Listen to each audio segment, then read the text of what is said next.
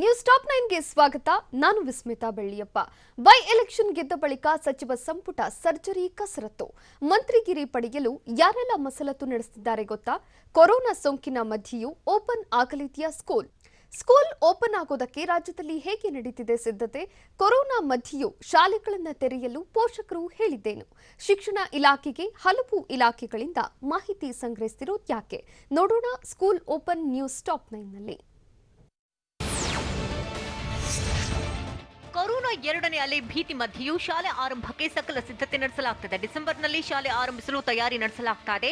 ಹಂತ ಹಂತವಾಗಿ ಶಾಲೆ ಆರಂಭಕ್ಕೆ ಸರ್ಕಾರ ಪ್ಲಾನ್ ಮಾಡಿದ್ದು, ಕೋವಿಡ್ ಮುನ್ನೆಚ್ಚರಿಕೆಯೊಂದಿಗೆ ಶಾಲೆ ಆರಂಭಕ್ಕೆ ಸಿದ್ಧತೆ ನಡೆಸಲಾಗುತ್ತಿದೆ. ಮಾಸ್ಕ್ ಮತ್ತು ದೈಹಿಕ ಅಂತರದೊಂದಿಗೆ ಶಾಲೆ ಓಪನ್ ಮಾಡಲಾಗುತ್ತಿದೆ. ಆದರೆ ಪೂರ್ತಿ ಪ್ರಮಾಣದಲ್ಲಿ ಶಾಲೆ ಆರಂಭ ಮಾಡದಿರಲು ಚಿಂತನೆ ನಡೆಸಲಾಗುತ್ತದೆ.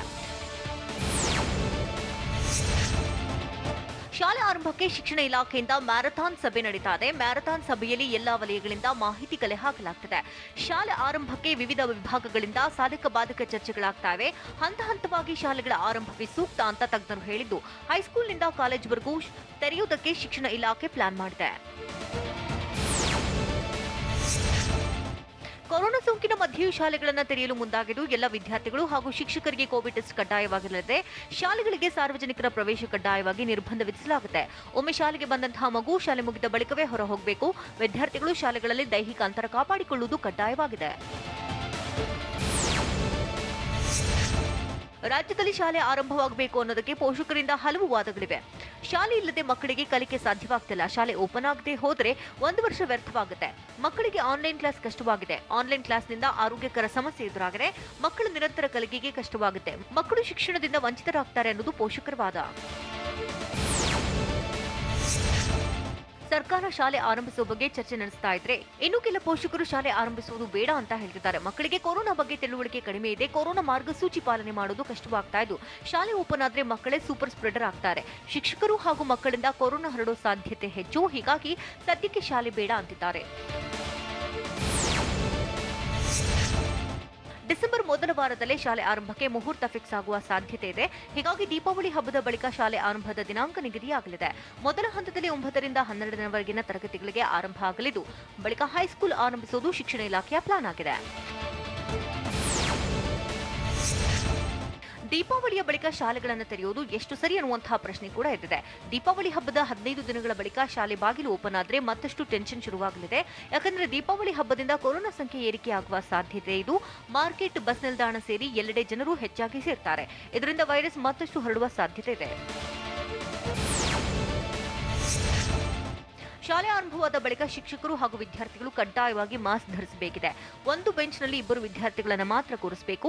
ಶಾಲೆಗಳಲ್ಲಿ ಕುಡಿಯಲು ಬಿಸಿ ನೀರಿನ ವ್ಯವಸ್ಥೆ ಕಡ್ಡಾಯವಾಗಿರಬೇಕು ಹಾಗೂ ಮಕ್ಕಳಿಗೆ ಪ್ರತ್ಯೇಕ ಶೌಚಾಲಯ ಹಾಗೂ ಸ್ವಚ್ಛತೆಯಿಂದ ಕೂಡಿರಬೇಕು ಅನ್ನೋದು ಶಿಕ್ಷಣ ತಜ್ಞರ ಸಲಹೆಯಾಗಿದೆ. ಶಾಲೆಗಳು ಆರಂಭ ಆದರೆ ಕೊರೋನಾ ಸೋಂಕು ಹೆಚ್ಚಾಗಿ ಹರಡುವ ಭೀತಿ ಪೋಷಕರನ್ನ ಕಾಡ್ತದೆ. ಯಾಕಂದ್ರೆ ಮಕ್ಕಳಿಂದ ಮಕ್ಕಳಿಗೆ ಬೇಗ ಕೊರೋನಾ ಹರಡುವ ಸಾಧ್ಯತೆ ಇದೆ. ಮಕ್ಕಳಿಗೆ ಸೂಕ್ತ ವ್ಯವಸ್ಥೆ ಮಾಡಿಕೊಳ್ಳುವುದು ಕಷ್ಟವಾಗುತ್ತೆ. ಅವರಿಗೆ ಸದಾ ಮಾಸ್ಕ್ ಧರಿಸುವುದು ಹಾಗೂ ದೈಹಿಕ ಅಂತರ ಪಾಲನೆ ಕಷ್ಟವಾಗುತ್ತೆ ಎನ್ನುವುದು ಪೋಷಕರ ಆತಂಕವಾಗಿದೆ. ಮಂತ್ರಿ ಸ್ಥಾನಕ್ಕಾಗಿ ಶುರುವಾಗಿದ್ದೇಕೆ ಕಸರತ್ತು? ಸಂಪುಟ ಸಭೆಯಲ್ಲಿ ಚರ್ಚೆಯಾದ ವಿಚಾರಗಳು ಏನೇನು ಗೊತ್ತಾ? ಕೆಮಿಕಲ್ ಫ್ಯಾಕ್ಟರಿಗೆ ಬೆಂಕಿ ಬೀಳಲು ಅಸಲಿ ಕಾರಣವಾದರೂ ಏನು? ಬೆಂಗಳೂರಿಗೆ ಕಾದಿದ್ಯಾ ಕೊರೋನಾ ಎರಡನೇ ಅಲೆಯ ಶಾಕ್? ನೋಡೋಣ ಬೆಂಗಳೂರು ನ್ಯೂಸ್ ಟಾಪ್ 9ನಲ್ಲಿ. ಆರ್ಆರ್ ನಗರ ಮತ್ತು ಶಿರಾ ಬೈ ಎಲೆಕ್ಷನ್ ಅಖಾಡದಲ್ಲಿ ಬಿಜೆಪಿ ಭರ್ಜರಿಯಾಗಿ ಜಯಬೇರಿ ಬಾರಿಸಿದ್ದು, ಇದೇ ಖುಷಿಯಲ್ಲಿ ಸಚಿವ ಸಂಪುಟ ಸಭೆ ನಡೆದಿದೆ. ಸಿಎಂ ಬಿಎಸ್ವೈ ನೇತೃತ್ವದಲ್ಲಿ ಸಭೆ ನಡೆದಿದ್ದು, ಹಲವು ಮಹತ್ವದ ನಿರ್ಣಯಗಳನ್ನು ತೆಗೆದುಕೊಳ್ಳುವ ಸಾಧ್ಯತೆ ಇದೆ. ಸಭೆಯಲ್ಲಿ ಸಂಪುಟ ಪುನರ್ರಚನೆ ಕುರಿತು ಹಾಗೂ ಶಾಲಾ ಕಾಲೇಜುಗಳ ಆರಂಭದ ಬಗ್ಗೆ ಚರ್ಚೆಯಾಗಲಿದೆ. ಕೆಮಿಕಲ್ ಫ್ಯಾಕ್ಟರಿ ಬೆಂಕಿ ಪ್ರಕರಣಕ್ಕೆ ಸಂಬಂಧಿಸಿದಂತೆ ಈಗಾಗಲೇ 3 ಬಂಧಿಸಿದ್ದು ಎಫ್ಐಆರ್ ದಾಖಲಿಸಲಾಗಿದೆ. ರೇಖಾ ಕೆಮಿಕಲ್ಸ್ ಕಾರ್ಪೊರೇಷನ್ ವಿರುದ್ಧ 2 ಎಫ್ಐಆರ್ ದಾಖಲಾಗಿದ್ದು, ಸಜ್ಜನ್ ರಾಜ್ ಪತ್ನಿ ಕಮಲಾ ಹಾಗೂ ಪುತ್ರ ಅನಿಲ್ ಕುಮಾರ್ ಬಂಧನವಾಗಿದೆ. BBMP fire and emergency service ಹಾಗೂ ಪೊಲ್ಯೂಷನ್ ಕಂಟ್ರೋಲ್ ಬೋರ್ಡ್ನಿಂದ ಅನುಮತಿ ಇಲ್ಲದೆ ಗೋದಾಮು ಮಾಡಿದ್ದು ಕಂಡುಬಂದಿದೆ. ಬೆಂಗಳೂರಿನ ಹೊಸಗುಡ್ಡದಹಳ್ಳಿಯಲ್ಲಿ ಅಗ್ನಿ ಅವಘಡ ಕೇಸ್ಗೆ ಸಂಬಂಧಿಸಿದಂತೆ ರೇಖಾ ಕೆಮಿಕಲ್ಸ್ ಕಾರ್ಪೊರೇಷನ್ ಮಾಲೀಕರ ವಿರುದ್ಧ ಮತ್ತೊಂದು ಎಫ್ಐಆರ್ ದಾಖಲಾಗಿದೆ. ಶಂಭುಲಿಂಗ ದೂರು ಆಧರಿಸಿ ಐಪಿಸಿ ಸೆಕ್ಷನ್ 427, 338, 285 ಅಡಿ ಎಫ್ಐಆರ್ ದಾಖಲಾಗಿತ್ತು. ತಮ್ಮ ಲಗೇಜ್, ಟೆಂಪೋ, ಇತರ 5 ಕಾರು, 2 ಬೈಕ್ ಸುಟ್ಟಿದೆ ಎಂಬ ಆರೋಪದಲ್ಲಿ ದೂರು ದಾಖಲಾಗಿದೆ. ಬೆಂಗಳೂರಿನ ಹೊಸಗುಡ್ಡದ ಹಳ್ಳಿಯಲ್ಲಿನ ಕೆಮಿಕಲ್ ಫ್ಯಾಕ್ಟರಿಯ ಬೆಂಕಿ ಅವಘಡದಿಂದಾಗಿ ಇಡೀ ಏರಿಯಾದಲ್ಲಿ ತಲ್ಲಣ ಉಂಟಾಗಿತ್ತು. ಬೆಂಕಿಯ ಕೆನ್ನಾಲಿಗೆಯಿಂದಾಗಿ ಅಕ್ಕಪಕ್ಕದ ನಿವಾಸಿಗಳು ಸಂಕಷ್ಟಕ್ಕೆ ಸಿಲುಕಿದರು. ಹೀಗಾಗಿ ದುರಂತ ನಡೆದ ಸ್ಥಳಕ್ಕೆ ಆರೋಗ್ಯ ಸಚಿವ ಡಾಕ್ಟರ್ ಕೆ ಸುಧಾಕರ್ ಭೇಟಿ ನೀಡಿ ಪರಿಶೀಲಿಸಿದರು. ಹೊಸಗುಡ್ಡದ ಹಳ್ಳಿಯಲ್ಲಿ ಕೆಮಿಕಲ್ ಗೋದಾಮು ಸ್ಫೋಟಗೊಂಡಿದ್ದು ಯಾಕೆ ಎನ್ನುವಂತಹ ಪ್ರಶ್ನೆ ಕೂಡ ಮೂಡಿದೆ. ನವೆಂಬರ್ 10ರ ಬೆಳಗ್ಗೆ ಐಎಸ್ಒ ಪ್ರೊಪೈಲ್ ಆಲ್ಕೋಹಾಲ್ ಎಂಬ ಕೆಮಿಕಲ್ ರವಾನೆ ಮಾಡಲಾಗ್ತಿತ್ತು. ಗೋದಾಮಿನಿಂದ ಲಿಂಗರಾಜಪುರದಲ್ಲಿರುವಂತಹ ಒಂದು ಇಂಡಸ್ಟ್ರಿಗೆ ಕಳಿಸಲಾಗ್ತಿತ್ತು. ಗೋದಾಮು ಸಿಬ್ಬಂದಿ 8 ಬ್ಯಾರೆಲ್ಗಳಲ್ಲಿ ಕೆಮಿಕಲ್ ಸಾಗಿಸ್ತಾ ಇದ್ರು. ಈ ವೇಳೆ ಘರ್ಷಣೆ ಉಂಟಾಗಿ ಬೆಂಕಿ ಹೊತ್ಕೊಂಡಿದೆ. ಗೋದಾಮಿನಲ್ಲಿ 320 ಬ್ಯಾರೆಲ್ಗಳಲ್ಲಿ ವಿವಿಧ ಮಾದರಿಯ ಕೆಮಿಕಲ್ಸ್ ಇದ್ದಂತೆ 320 ಬ್ಯಾರೆಲ್ಗಳಲ್ಲಿ 64,000 ಕೆಮಿಕಲ್ಸ್ ಇದ್ದಿದ್ದರಿಂದಾಗಿ ಬೆಂಕಿ ನಂದಿಸುವುದು ಕಷ್ಟವಾಗಿತ್ತು. ಬೆಂಕಿ ನಂದಿಸಲು ಸತತ 24 ಗಂಟೆಗೂ ಅಧಿಕ ಸಮಯ ಬೇಕಾಯಿತು. ಬೆಂಕಿ ಕಾಣಿಸಿಕೊಂಡ ಬಳಿಕ ಒಂದೊಂದೇ ಬ್ಯಾರೆಲ್ಗಳು ಸ್ಫೋಟಗೊಳ್ತಾ ಇದ್ವು. 320 ಬ್ಯಾರೆಲ್ಗಳಿಂದ 16 ಬಗೆಯ ಕೆಮಿಕಲ್ಸ್ ಬೆಂಕಿಗೆ ಆಹುತಿಯಾಗಿದೆ. ರೇಖಾ ಕೆಮಿಕಲ್ಸ್ನವರು 1974ರಿಂದಲೂ ವ್ಯವಹಾರ ನಡೆಸ್ತಾ ಇದ್ರು. 1978ರಲ್ಲೇ ಸ್ವಂತ ವ್ಯವಹಾರ ತೆರೆದಿದ್ದ ಸಜ್ಜನ್ ರಾಜ್ ಪತ್ನಿ ಕಮಲಾ ಸಜ್ಜನ್ ರಾಜ್ ಹೆಸರಿನಲ್ಲಿ ಜಿಎಸ್ಟಿ ಪರವಾನಗಿ ಪಡೆಯಲಾಗಿತ್ತು. ಗೋದಾಮಿಗೆ ಮುಂಬೈ, ಕೊಚ್ಚಿನ್, ಚೆನ್ನೈನಿಂದ ಕೆಮಿಕಲ್ಸ್ ತರಿಸಿಕೊಳ್ಳಲಾಗ್ತಾ ಇತ್ತು. ಮೊನ್ನೆ ಐಎಸ್ಒ ಪ್ರೊಪೈಲ್ ಆಲ್ಕೋಹಾಲ್ ಅನ್ನ ತಿನ್ನರಾಗಿ ಬಳಸಲು ಲೋಡ್ ಮಾಡ್ತಾ ಇದ್ದ ಕೆಲವೇ ನಿಮಿಷಗಳಲ್ಲಿ ಈ ಅವಘಡ ನಡೆದಿದೆ. ಬೆಂಗಳೂರಿನಲ್ಲಿ ಕೊರೋನಾ ಸೆಕೆಂಡ್ ವೇವ್ ಆತಂಕ ಶುರು ಮಾಡಿದೆ. ಸೋಂಕಿತರ ಸಂಖ್ಯೆ ಕಡಿಮೆಯಾಗ್ತಾ ಇದೆ ಎಂಬ ಸಮಾಧಾನ ಪಡುವ ಮುನ್ನವೇ ಎರಡನೇ ಅಲೆಯ ಟೆನ್ಷನ್ ತಂದೊಡ್ಡಿದೆ. ಈಗಾಗಲೇ ಆಂಬ್ಯುಲೆನ್ಸ್ ಗುತ್ತಿಗೆ ಅವಧಿ ಮುಕ್ತಾಯಗೊಂಡಿದ್ದು ಇದೀಗ ಆಂಬ್ಯುಲೆನ್ಸ್ ಮುಂದಿನ 3 ತಿಂಗಳ ಗುತ್ತಿಗೆ ವಿಸ್ತರಿಸಿದೆ. ಸೋಂಕಿತರು ಆಸ್ಪತ್ರೆಗಳಿಗೆ ಬರ್ತಿಲ್ಲ. ಹೀಗಾಗಿ 50% ಬೆಡ್ ಮೀಸಲಾತಿ ಪದ್ಧತಿ ಕೈಬಿಡುವಂತೆ ಖಾಸಗಿ ಆಸ್ಪತ್ರೆಗಳು ಮಾಡಿದಂತಹ ಮನವಿಗೆ ಸರ್ಕಾರ ಅನುಮತಿ ಕೊಟ್ಟಿಲ್ಲ. ಆರ್ಆರ್ ನಗರ ಕ್ಷೇತ್ರದ ಬೈ ಎಲೆಕ್ಷನ್ ಬಳಿಕ ಚುನಾವಣಾ ಕರ್ತವ್ಯ ನಿರ್ವಹಿಸಿದ ಸಿಬ್ಬಂದಿಗೆ ಕೊರೋನಾ ಟೆಸ್ಟ್ ಮಾಡಲಾಗಿದೆ. ಆರ್ಆರ್ ನಗರ ಕ್ಷೇತ್ರದಲ್ಲಿ 12,417 ಜನರಿಗೆ ಕೊರೋನಾ ಟೆಸ್ಟ್ ಮಾಡಲಾಗ್ತಾ ಇದ್ದು ಈ ವೇಳೆ ಮೊದಲ ಹಂತದಲ್ಲಿ 86 ಜನರಿಗೆ ಸೋಂಕು ದೃಢವಾಗಿದೆ. ಚುನಾವಣಾ ಕರ್ತವ್ಯ ನಿರ್ವಹಿಸಿದ 6 ಜನರಿಗೆ ಕೊರೋನಾ ದೃಢವಾಗಿದ್ರೆ ಕ್ಷೇತ್ರದ 78 ಜನರಿಗೆ ಕೊರೋನಾ ಸೋಂಕು ಅಂಟಿದೆ. ಒಂದೇ ಜಿಲ್ಲೆಯ 6 ಶಾಸಕರಲ್ಲಿ ಮಂತ್ರಿ ಸ್ಥಾನ ಸಿಗೋದ್ಯಾರಿಗೆ? ನಟಿ ಮೇಘನಾ ಬಾಳಲ್ಲಿ ಚಿರುನಗೆ ತಂದ ಮಗನಿಗೆ ತೊಟ್ಟಿಲು ಶಾಸ್ತ್ರದ ಸಂಭ್ರಮ. ಬೈ ಎಲೆಕ್ಷನ್ ಬಳಿಕ ಕೊರೋನಾ ಸೋಂಕು ಹೆಚ್ಚಾಗಿದ್ದ ಹೇಗೆ ನೋಡೋಣ ದಕ್ಷಿಣ ಕರ್ನಾಟಕ ನ್ಯೂಸ್ ಟಾಪ್ 9ನಲ್ಲಿ. ತುಮಕೂರು ಜಿಲ್ಲೆಯ 6 ಜನ ಶಾಸಕರಲ್ಲಿ ಒಬ್ಬರಿಗೆ ಮಂತ್ರಿ ಸ್ಥಾನ ಕೊಟ್ಟರೆ ಸ್ವಾಗತ ಮಾಡುವುದಾಗಿ ಸಂಸದ ಜಿಎಂ ಸಿದ್ದೇಶ್ವರ್ ಹೇಳಿದ್ದಾರೆ. ಬೆಂಗಳೂರಿನಲ್ಲಿ ಸಿಎಂ ಬಿಎಸ್ವೈರನ್ನ ಭೇಟಿಯಾದ ಬಳಿಕ ಮಾತನಾಡಿದಂತಹ ಸಿದ್ದೇಶ್ವರ್, ಸಚಿವ ಸಂಪುಟ ವಿಸ್ತರಣೆ ವಿಚಾರಣೆಗೆ ಸಂಬಂಧಿಸಿದಂತೆ ಸಿಎಂ ದೆಹಲಿ ಹೋಗುವ ವಿಚಾರ ಗೊತ್ತಿಲ್ಲ. ಜಿಲ್ಲೆಯ 6 ಜನ ಶಾಸಕರಿಗೆ ನೀವೇ ಚರ್ಚಿಸಿ ಒಬ್ಬರು ಮಂತ್ರಿ ಸ್ಥಾನಕ್ಕೆ ಪೈಪೋಟಿ ಫೈನಲ್ ಮಾಡಿಕೊಳ್ಳಿ ಎಂದಿದ್ದೇನೆ ಅಂತ ಹೇಳಿದರು. ದಿವಂಗತ ನಟ ಚಿರಂಜೀವಿ ಸರ್ಜಾ ಮತ್ತು ಮೇಘನಾ ಪುತ್ರನಿಗಿಂದು ಶುಭ ದಿನ. ಚಿರು ರೂಪದಲ್ಲಿ ಬಂದ ಮಗನಿಗಿಂದು ತೊಟ್ಟಿಲು ಶಾಸ್ತ್ರ ನಡೆದಿದೆ. ಹಿರಿಯರು ಕುಟುಂಬಸ್ಥರ ಸಮ್ಮುಖದಲ್ಲಿ ಮಗುವನ್ನ ತೊಟ್ಟಲಿಗೆ ಹಾಕೋ ಶಾಸ್ತ್ರ ನಡೆದಿದೆ. ಮಧ್ಯಾಹ್ನ 12 ಗಂಟೆಯ ಶುಭ ಗಳಿಗೆಯಲ್ಲಿ ತೊಟ್ಟಿಲು ಶಾಸ್ತ್ರ ನಡೆದಿದೆ. ಚಿರು ಮಗನಿಗಾಗಿ ಗದಗದಿಂದ ವಿಶೇಷ ತೊಟ್ಟಿಲು ಬಂದಿದೆ. ಗದಗದ ಮಹಿಳಾ ಸಂಘದಂದು ಚಿರು ಮೇಘನಾ ಪುತ್ರನಿಗಾಗಿ ವಿಶೇಷ ತೊಟ್ಟಿಲನ್ನ ಕೊಡುಗೆ ಕೊಟ್ಟಿದ್ದಾರೆ.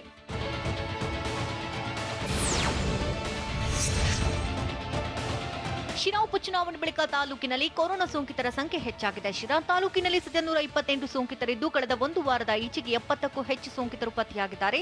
ಶಿರಾ ತಾಲೂಕಿನ 36 ಗ್ರಾಮ ಪಂಚಾಯಿತಿ ಕೇಂದ್ರಗಳಲ್ಲಿ ಆರೋಗ್ಯ ಇಲಾಖೆ ರ್ಯಾಪಿಡ್ ಟೆಸ್ಟ್ ನಡೆಸ್ತಾ ಇದ್ದು ಸದ್ಯ 6 ದಿನಗಳಲ್ಲಿ 70ಕ್ಕೂ ಹೆಚ್ಚು ಸೋಂಕಿತರು ಪತ್ತೆಯಾಗಿದ್ದಾರೆ.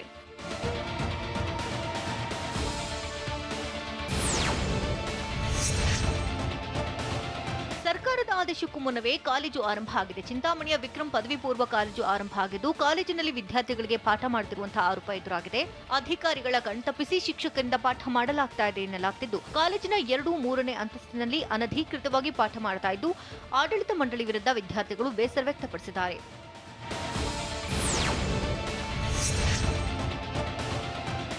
ದಾವಣಗೆರೆ ಜಿಲ್ಲೆಯ ಹರಿಹರ ತಾಲೂಕಿನ ಕೋಮರನಹಳ್ಳಿಯ ಬಾಲಕಿಯೊಬ್ಬಳು ಅರಣ್ಯದಲ್ಲಿ 1 ದಿನ ಕಾಲ ಕಳೆದಿದ್ದಾಳೆ. ಪೋಷಕರ ಜೊತೆ ಜಮೀನಿಗೆ ತೆರಳಿದ ವೇಳೆ 6 ವರ್ಷದ ಬಾಲಕಿ ಜೋಯಾ ಆಟವಾಡುತ್ತಾ ಕಾಡಿನತ್ತ ತೆರಳಿದ್ದಾಳೆ. ಸುಮಾರು 5 ಕಿಲೋಮೀಟರ್ ಅರಣ್ಯದೊಳಗೆ ಹೋಗಿದ್ದಾಳೆ. ಈ ವೇಳೆ ಪೋಷಕರು ಹುಡುಕಾಟ ನಡೆಸಿದ್ರು ಬಾಲಕಿ ಸಿಕ್ಕಿರಲಿಲ್ಲ. ಆ ಬಳಿಕ ಅಳ್ತಾ ಇದ್ದ ಬಾಲಕಿನ ಅರಣ್ಯ ಸಿಬ್ಬಂದಿ ಮುನ್ನಾ ಅನ್ನೋರು ರಕ್ಷಣೆ ಮಾಡಿದ್ದಾರೆ.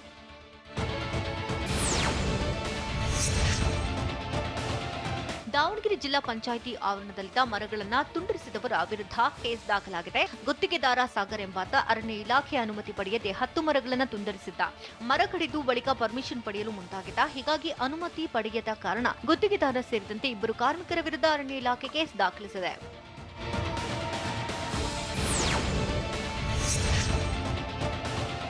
ಚಿತ್ರದುರ್ಗ ಜಿಲ್ಲೆಯ ಮೊಳಕಾಲ್ಮೂರು ತಾಲೂಕಿನ ಬಡೇರಹಳ್ಳಿ ಬಳಿ ಗಾಂಜಾ ಬೆಳೆದಿದ್ದ ಪ್ರಮುಖ ಆರೋಪಿಯನ್ನ ಪೊಲೀಸರು ಬಂಧಿಸಿದ್ದಾರೆ. 4 ಎಕರೆಯಲ್ಲಿ ಗಾಂಜಾ ಬೆಳೆದಿದ್ದ ಪ್ರಕರಣಕ್ಕೆ ಸಂಬಂಧಿಸಿದಂತೆ ಅರೆಸ್ಟ್ ಆದವರ ಸಂಖ್ಯೆ 8ಕ್ಕೆ ಏರಿಕೆಯಾಗಿದೆ. ಆರೋಪಿ ರುದ್ರೇಶ್ ಎಂಬಾತ ಜಮೀನು ಗುತ್ತಿಗೆ ಪಡೆದು ಗಾಂಜಾ ಬೆಳೆದಿದ್ದ. ಸದ್ಯ ರಾಂಪುರ ಠಾಣೆ ಪೊಲೀಸರು ಮಾರುವೇಷದಲ್ಲಿ ತೆರಳಿ ಪ್ರಮುಖ ಆರೋಪಿ ಸೇರಿದಂತೆ 4ರನ್ನ ಬಂಧಿಸಿದ್ದಾರೆ. ತೇರದಾಳದಲ್ಲಿ ವಿಡಿಯೋ ವಾರ್ ಮೂಲಕವೇ ಕಾಂಗ್ರೆಸ್ಗೆ ಟಾಂಗ್ ಕೊಟ್ಟಿದ್ದ ಹೇಗೆ ಬಿಜೆಪಿ? ಜೂಜುಕೋರರನ್ನ ಹಿಡಿಯಬೇಕಿದ್ದ ಪೊಲೀಸರೇ ಜೂಜಾಡಿದ್ದು ಎಲ್ಲಿ? ಕದೀಮರನ್ನ ಹಿಡಿಯಲು ಹೋಗಿ ಪೊಲೀಸರೇ ಗಾಯಗೊಂಡಿದ್ದು ಹೇಗೆ? ನೋಡೋಣ ಉತ್ತರ ಕರ್ನಾಟಕ ನ್ಯೂಸ್ ಟಾಪ್ 9ನಲ್ಲಿ. ಮಹಾಲಿಂಗಪುರ ಪುರಸಭೆ ಸದಸ್ಯರ ತಳ್ಳಾಟ ನೂಕಾಟ ಪ್ರಕರಣಕ್ಕೆ ಸಂಬಂಧಿಸಿದಂತೆ ನಿನ್ನೆ ವಿಡಿಯೋಗಳು ಮಾಧ್ಯಮಗಳಲ್ಲಿ ಪ್ರಸಾರವಾಗ್ತಾ ಇದ್ದಂತೆಯೇ ಬಿಜೆಪಿ ಕೂಡ ಟಕ್ಕರ್ ಕೊಟ್ಟಿದೆ. 2015ರಲ್ಲಿ ತೇರದಾಳ ಪುರಸಭೆಯಲ್ಲಿ ನಡೆದ ಗಲಾಟೆ ವಿಡಿಯೋವನ್ನ ಬಿಜೆಪಿ ಕಾರ್ಯಕರ್ತರು ವೈರಲ್ ಮಾಡಿದ್ದಾರೆ. ಉಮಾಶ್ರೀ ಸಚಿವೆಯಾಗಿದ್ದಾಗ ಹಾಲಿ ಶಾಸಕ ಸಿದ್ದು ಸವದಿಯವರನ್ನ ಪೊಲೀಸರು ಹೊರಕಳಿಸಿದ ವಿಡಿಯೋ ಇದೀಗ ವೈರಲ್ ಆಗ್ತಿದೆ.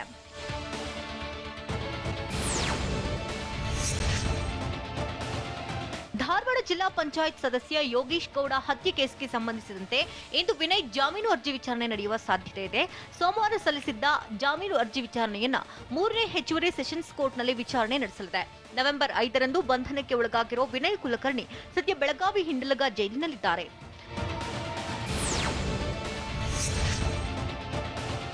ಹುಬ್ಬಳ್ಳಿ ಧಾರವಾಡ ಪೊಲೀಸ್ ಕಮಿಷನರ್ ಲಾಬು ರಾಮ್ ಅನಾರೋಗ್ಯದಿಂದ ಬಳಲ್ತಾ ಇದ್ದು ಬೆಂಗಳೂರಿನ ಮಣಿಪಾಲ್ ಆಸ್ಪತ್ರೆಗೆ ದಾಖಲಿಸಲಾಗಿದೆ.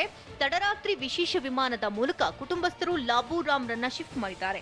ಇತ್ತೀಚೆಗಷ್ಟೇ ಹುಬ್ಬಳ್ಳಿ ಧಾರವಾಡ ಪೊಲೀಸ್ ಕಮಿಷನರ್ ಆಗಿ ಲಾಬು ರಾಮ್ ಬಂದಿದ್ರು. ಮಧ್ಯರಾತ್ರಿ 1 ಗಂಟೆಗೆ ಏರ್ಲಿಫ್ಟ್ ಮಾಡಲಾಗಿದೆ. ಪೊಲೀಸ್ ಅಧಿಕಾರಿ ಫೇಸ್ಬುಕ್ ಖಾತೆಗೆ ಸೈಬರ್ ಖದೀಮರು ಹ್ಯಾಕ್ ಮಾಡಿದ್ದಾರೆ. ಯಾದಗಿರಿ ಮಹಿಳಾ ಸೆಷನ್ಸ್ನ ಸಿಪಿಐ ಹೊಸಕೇರಪ್ಪ ಫೇಸ್ಬುಕ್ ಅಕೌಂಟ್ ಹ್ಯಾಕ್ ಆಗಿದೆ. ಸಿಪಿಐ ಹೊಸಕೇರಪ್ಪ ಹೆಸರಲ್ಲಿ ಸ್ನೇಹಿತರಿಗೆ ಮೆಸೇಜ್ ಹಾಕಿದ್ದು ಹೆಲ್ಪ್ ಮಾಡುವಂತೆ ಮೆಸೇಜ್ ಮಾಡಿದ್ದಾರೆ. ದೆಹಲಿ ಮೂಲದ ವಂಚಕರಿಂದ ಹ್ಯಾಕ್ ಮಾಡಿದ ಬಗ್ಗೆ ಮಾಹಿತಿ ಸಿಕ್ಕಿದ್ದು ಸೈಬರ್ ಖದೀಮರ ವಿರುದ್ಧ ದೂರು ದಾಖಲಿಸಲು ಸಿಪಿಐ ಹೊಸಕೇರಪ್ಪ ಮುಂದಾಗಿದ್ದಾರೆ.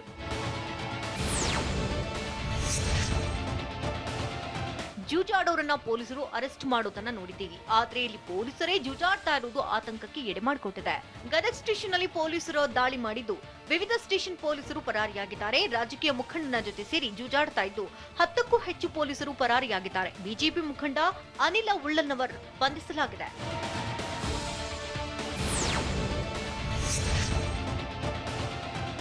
ಚಾಕು ತೋರಿಸಿ ವ್ಯಕ್ತಿಯನ್ನ ಕಟ್ಟಿಹಾಕಿ ಕುರಿ ಮತ್ತು ಹಣವನ್ನ ದರೋಡೆ ಮಾಡಲಾಗಿದೆ. ಹಾವೇರಿ ಜಿಲ್ಲೆಯ ರಟ್ಟಿಹಳ್ಳಿ ತಾಲೂಕಿನ ಹಳ್ಳೂರು ಗ್ರಾಮದಲ್ಲಿ ಕುರಿ ಶೆಡ್ನಲ್ಲಿದ್ದ ಬಸವನಗೌಡ ಪುರದಕೇರಿಯನ್ನ ಬೆದರಿಸಿ 20 ಕುರಿ 10,000 ರೂಪಾಯಿ ಮೊಬೈಲ್ ದರೋಡೆ ಮಾಡಲಾಗಿದೆ. ಟಾಟಾ ಏಸ್ನಲ್ಲಿ ಬಂದಿದ್ದ 5-6 ದುಷ್ಕರ್ಮಿಗಳು ಕೃತ್ಯ ಎಸಗಿದ್ದಾರೆ.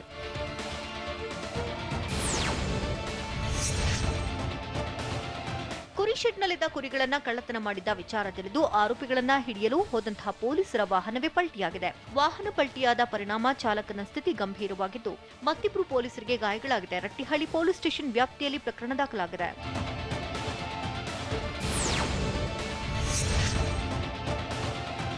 ಮಕ್ಕಳ ರಕ್ಷಣಾ ಇಲಾಖೆ ಅಧಿಕಾರಿಗಳು ಭರ್ಜರಿ ಕಾರ್ಯಾಚರಣೆ ನಡೆಸಿದ್ದು ರಾಯಚೂರು ಜಿಲ್ಲೆಯ ಸಿರವಾರ ತಾಲೂಕಿನ ವಿವಿಧೆಡೆ ದಾಳಿಯಲ್ಲಿ ಬಾಲ ಕಾರ್ಮಿಕರನ್ನ ರಕ್ಷಣೆ ಮಾಡಿದ್ದಾರೆ. ಗೂಡ್ಸ್ ವಾಹನಗಳಲ್ಲಿ ಕೂಲಿ ಕೆಲಸಕ್ಕೆ ತೆರಳುತ್ತಾ ಇದ್ದ 25 ಮಕ್ಕಳನ್ನ ಕರೆದೊಯ್ಯಲಾಗ್ತಾ ಇತ್ತು. ಈ ವೇಳೆ ದಾಳಿ ಮಾಡಿದ್ದು ಅಧಿಕಾರಿಗಳು 4 ಗೂಡ್ಸ್ ವಾಹನಗಳನ್ನ ಜಪ್ತಿ ಮಾಡಿದ್ದಾರೆ.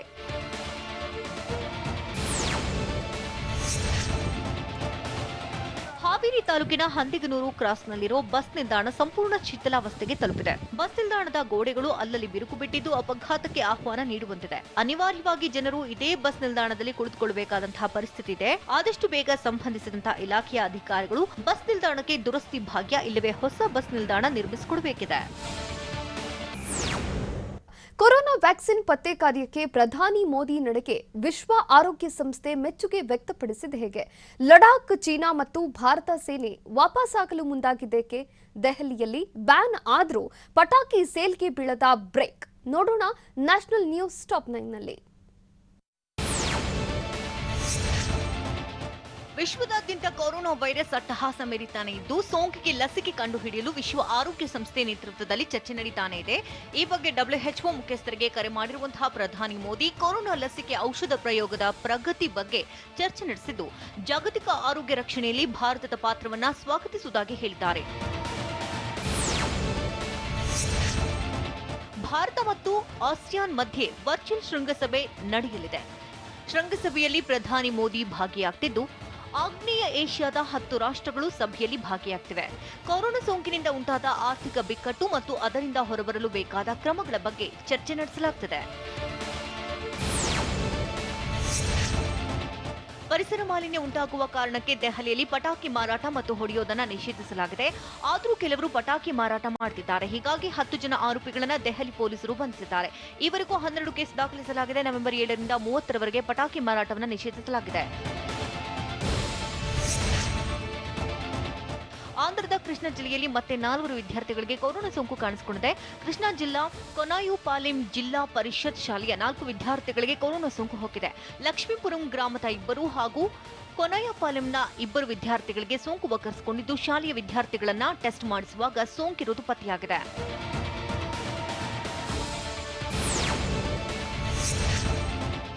ಪೂರ್ವ ಲಡಾಖ್ನ ಪಾಂಗೋಂಗ್ ಟ್ಸೋ ಚಿಶುಲ್ ಪ್ರದೇಶದಲ್ಲಿ ಘರ್ಷಣೆಯ ಕೇಂದ್ರಗಳಿಂದ ಸೇನಾಪಡೆಗಳನ್ನು ಹಿಂತೆಗೆದುಕೊಳ್ಳಲು ಭಾರತ ಮತ್ತು ಚೀನಾ ಒಪ್ಪಿಕೊಂಡಿದೆ. ಲಡಾಖ್ನಿಂದ ಟ್ಯಾಂಕ್ಗಳು, ಹೋವಿಟ್ಜರ್ಗಳು ಮತ್ತು ಶಸ್ತ್ರಸಜ್ಜಿತ ವಾಹನಗಳನ್ನು ಹಿಂತೆಗೆದುಕೊಳ್ಳಲು ಎರಡೂ ದೇಶಗಳು ಪರಸ್ಪರ ಒಪ್ಪಿಕೊಂಡಿದ್ದು ಉದ್ರಿಕ್ತ ವಾತಾವರಣದಿಂದ ನಿಟ್ಟುಸಿರು ಬಿಡುವಂತಾಗಿದೆ.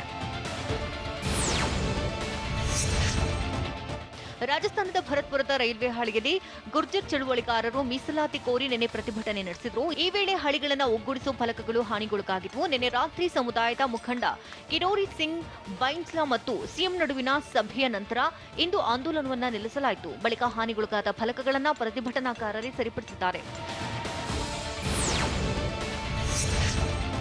ತಮಿಳುನಾಡಿನಲ್ಲಿ ಶಾಲೆ ಆರಂಭದ ದಿನಾಂಕವನ್ನು ಮತ್ತೆ ಮುಂದೂಡಲಾಗಿದೆ. ಈ ಮೊದಲು ನವೆಂಬರ್ 16ರಂದು ಶಾಲೆ ಆರಂಭದ ಬಗ್ಗೆ ದಿನಾಂಕ ಘೋಷಣೆ ಮಾಡಲಾಗಿತ್ತು. 9ರಿಂದ 12ನೇ ತರಗತಿವರೆಗೆ ಶಾಲೆ ಆರಂಭಕ್ಕೆ ನಿರ್ಧರಿಸಿದ್ರು. ದಿನೇ ದಿನೇ ಕೊರೋನಾ ಪ್ರಕರಣಗಳು ಹೆಚ್ಚಾಗ್ತಾ ಇದ್ದು ಶಾಲೆ ಆರಂಭದ ದಿನವನ್ನು ತಮಿಳುನಾಡು ಸರ್ಕಾರ ಮುಂದೂಡಿದೆ. ಅಕ್ರಮವಾಗಿ ಹಣ ವರ್ಗಾವಣೆ ಪ್ರಕರಣಕ್ಕೆ ಸಂಬಂಧಿಸಿದಂತೆ ಪಿಎಂಎಲ್ ಎನ್ ಪಕ್ಷದ ಅಧ್ಯಕ್ಷ ಶಹಬಾಜ್ ಶರೀಫ್ನನ್ನ ಬಂಧಿಸಲಾಗಿದೆ. ಪಾಕಿಸ್ತಾನದ ಮಾಜಿ ಪ್ರಧಾನಿ ನವಾಜ್ ಶರೀಫ್ರ ಸೋದರ ಶಹಬಾಜ್ ಮತ್ತು ಮಗ ಹಮ್ಜಾ ಅಪರಾಧಿಗಳೆಂದು ಪಾಕ್ ಕೋರ್ಟ್ ತೀರ್ಪು ಕೊಟ್ಟಿದೆ. ಚೀನಾದ ಸಿನೋವಾಕ್ ಕೋವಿಡ್-19 ಲಸಿಕೆಯ ಪ್ರಾಯೋಗಿಕ ಪರೀಕ್ಷೆಗಳನ್ನು ಪುನರಾರಂಭಿಸುವುದಾಗಿ ಬ್ರೆಜಿಲ್ ಹೇಳಿದೆ. ಅನ್ವಿಸಾ ಬಿಡುಗಡೆ ಮಾಡಿದ ಇತ್ತೀಚಿನ ಅಧಿಕೃತ ಹೇಳಿಕೆಯಲ್ಲಿ ಅನಾಡೂಲು ಏಜೆನ್ಸಿಯವರು ಪ್ರಸ್ತುತಪಡಿಸಿದ ಹೊಸ ಡೇಟಾವನ್ನು ಮೌಲ್ಯಮಾಪನ ಮಾಡಿದ ಬಳಿಕ ವ್ಯಾಕ್ಸಿನ್ ಪುನರಾರಂಭಿಸಲು ಅನುವು ಮಾಡಿಕೊಡಲು ಸಾಕಷ್ಟು ಕಾರಣಗಳಿವೆ ಅಂತ ಹೇಳಿದೆ. ಚಿರು ಕುಟುಂಬದಲ್ಲಿ ಮಗು ನಗು ತಂದಿದ್ದು ಹೇಗೆ? ಮಗನ ಜೊತೆ ನಟಿ ಮೇಘನಾ ದುಃಖವನ್ನ ಮರೆತಿರೋದು ಹೇಗೆ? ಸುಂದರ್ ರಾಜ್ರ ಮೊಮ್ಮಗನಿಗಾಗಿ ವಿಶೇಷವಾದ ತೊಟ್ಟಿಲು ಬಂದಿದ್ದು ಯಾವ ಊರಿನಿಂದ? ನೋಡೋಣ ಎಂಟರ್ಟೈನ್ಮೆಂಟ್ ನ್ಯೂಸ್ ಟಾಪ್ 9ನಲ್ಲಿ. ಟೀಂ ಇಂಡಿಯಾ ವಿರುದ್ಧದ ಮೊದಲ ಟೆಸ್ಟ್ ಪಂದ್ಯಕ್ಕೆ ಆಸ್ಟ್ರೇಲಿಯಾ ತಂಡವನ್ನು ಪ್ರಕಟಿಸಲಾಗಿದೆ. ಟೀಮ್ ಪೇನ್ ನಾಯಕತ್ವದ 17 ಆಟಗಾರರ ಆಸೀಸ್ ತಂಡದಲ್ಲಿ ಸ್ಟೀವ್ ಸ್ಮಿತ್, ಡೇವಿಡ್ ವಾರ್ನರ್ ಸೇರಿದಂತೆ ಯುವ ಆಟಗಾರರಾದ ವಿಲ್ ಪೊಕೋವ್ಸ್ಕಿ, ಮೈಕೆಲ್ ನೇಸಸ್ ಸ್ಥಾನ ಪಡೆದಿದ್ದಾರೆ.